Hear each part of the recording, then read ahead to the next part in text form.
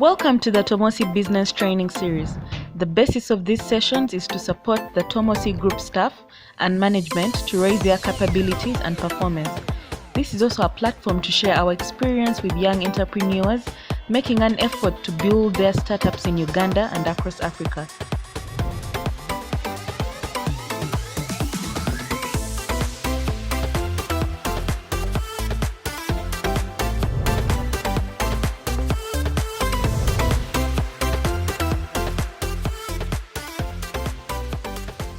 We call this last segment aiming at victory very deliberately, very intentional, because we want to hone into winning in that presentation room. We're closing in, and therefore we want to win. And therefore there are 4 key things I want to end with. Please listen to me carefully. Let's call these things the last 4 rounds in your weapon. The first one, keep the offensive on. In the army, it is better to fight an offensive battle than a defensive one. Why? Because when we launch and keep the offensive on, it means we seize, we retain, we exploit the initiative in the room, rather than trying to defend our position. A defensive presentation, just as in a defensive battle, is difficult to fight because you waste resources responding to anecdotal stuff, hearsay, rumors, etc., not knowing what the next question or enemy will be or where they will emerge from. But when we fight an offensive battle, we disrupt the thinking of the people in the room just as much as on the battlefield. In the army, we challenge their expectations. We shock them with new information, with new forms of attack, and therefore we raise the bar. We raise the bar against the competition. In the process, we keep the competition out of the room. Presentation, as a key part of business communication, is war. And this room is your battlefield. Aim at victory. Aim at victory. You are not here to take prisoners. Not at all. In that room, the beauty with offensive battles, when we fight them, is that they give you room for maneuver and freedom of action. They send the competition or the enemy scampering and only responding to your actions. Therefore, take the high ground in the room and keep it to the end.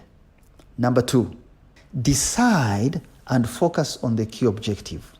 We cannot launch an offensive attack and maintain it without a clear objective. Therefore, I'd like you to agree with your team before you get into that room what you really want to achieve in this presentation. In the military, you only launch an offensive battle in a larger war. Please read. A pitch is one presentation in a larger effort for business growth and success. You only launch that in the army if your intention is to destroy the enemy's ability and will to fight. In your business case, you must destroy the ability of the competition to crawl behind you, encircle you, and deny you this very opportunity. This is because several opportunities lost mean long-term business failure. Therefore, fight to win. Concentrate all your resources. And by resources, I mean the best people, the best designers, the best speakers, the best infrastructure. This reminds me, in one client presentation, we had to carry television screens, projectors, sample items, placards, pictures. We all dressed for the pitch. Well, only to find that the client didn't even have a screen for the presenters, and instead, without asking, turned our screen over to the computer and didn't even give us work. But those are occupational hazards you learn. That's why I'm speaking to you in this way, because I know some history about how this is done. I know the test of success in a presentation and the feeling of failure. So you got to listen to me carefully. Therefore, make sure you have decisively thought out your objective, and it should be attainable in this battle. Is your purpose to win round 1? Is your purpose to get a foot in the door for the next presentation? What are you aiming at as your core objective in this speech? Clarify it. Number 3, simplicity. Simplify everything. Avoid jargon in that pitch. Avoid this sense of I know it all. That mentality is very bad. Speak the language instead of the client. Speak the language the client understands well. Show empathy and knowledge of the client's habits and some of their attitudes. Don't underestimate that local client knowledge and the way they do things. They are the ones who run the institution of the business anyway, and their processes can frustrate even a very good prepared pitch. Get as much detail from and about them during your preparatory stage. Remember stage 1? We discussed that 3 weeks ago. Even amongst yourselves, you who are going to present, make uncomplicated plans for the presentation, because the other side needs to see and know the simple yet very effective plans and measures that can be executed with you or without you. They need to see through that presentation and feel that that's possible. Someone said, and I quote, "Everything in war is simple, but the simple thing is difficult," close quote. It is Apple's Steve Jobs, with his iconic, beautifully designed, yet very easy to use products, who said, and I quote, "Simple can be very hard than complex, because you have to get your thinking clean to make it simple," close quote. Let me tell you something. People who simplify operations in business, they also, and in life, have a way they grow their careers very fast. Now, one of my favorite stories is from a young French artillery captain in the year 1793. In that year, in the month of August, on 28th, the day was 28th of August, a very young French republic had just thrown off the shackles a couple of years, in 1789, had thrown off the shackles of a monarch, King Louis XVI.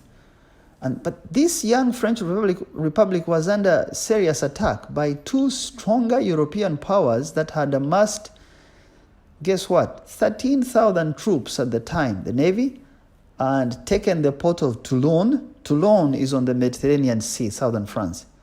The French Republic had neither the battleships nor the force to match Britain's, which had superiority at sea at the time.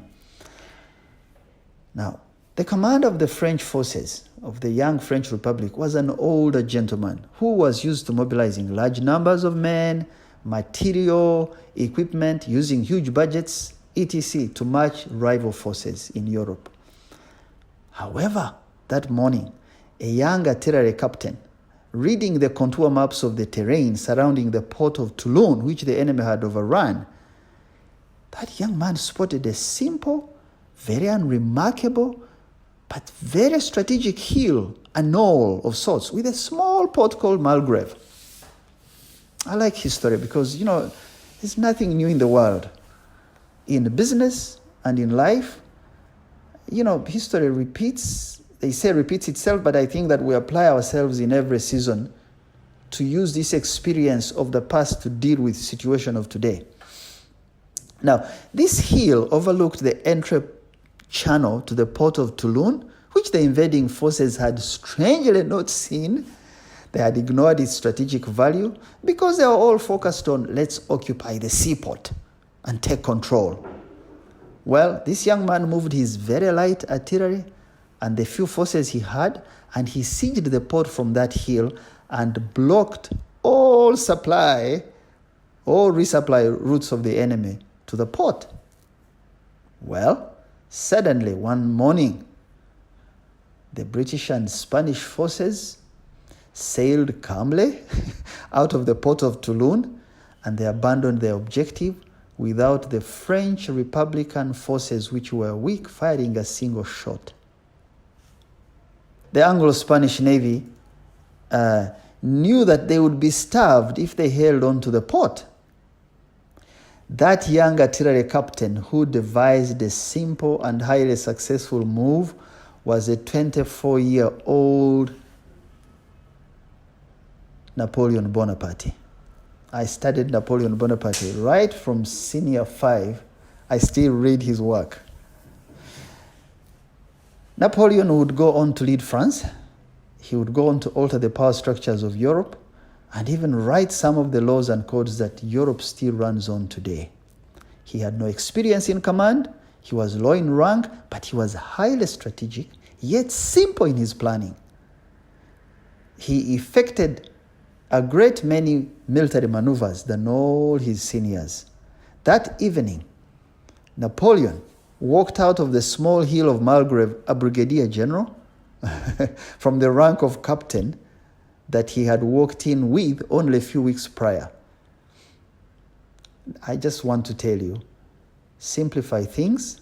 You will see how creative you can be in the room and outside for the customer, but also most importantly, you will grow your career. Number 4 and final bullet in your weapon. It is called seek unity of command in a pitch. Now, while we must remove every doubt who is in charge of the presenting team, it is important that there is unity in both spirit, in essence, exhibited by the team. There should be the positive sharing of resources, of roles, of efforts before the client's eyes in that room. The client must see that, but you too, who are presenting, must feel that. Before undertaking a battle, there has to be an answer to the first question of who is in charge of the forces and the operation. Who is in charge of the team? Where does the buck stop? You must establish authority and responsibility before so that the team knows who is attacking which segment while in the room. If you don't, there's a high chance that you won't get through the presentation in the room.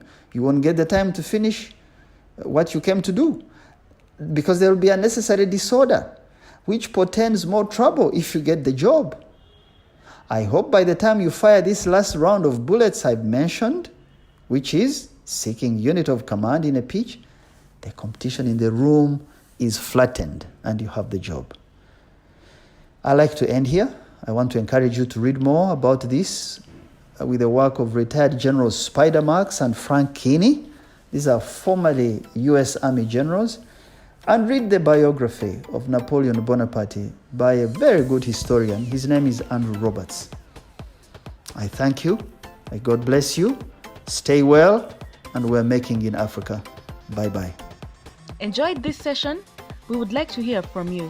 Please give your feedback using the Google form attached or email us at info@tomosigroup.ug and visit our website on www.tomosigroup.ug or tune into the Tomosi Business Series on Facebook and YouTube to enjoy more of our weekly training podcasts.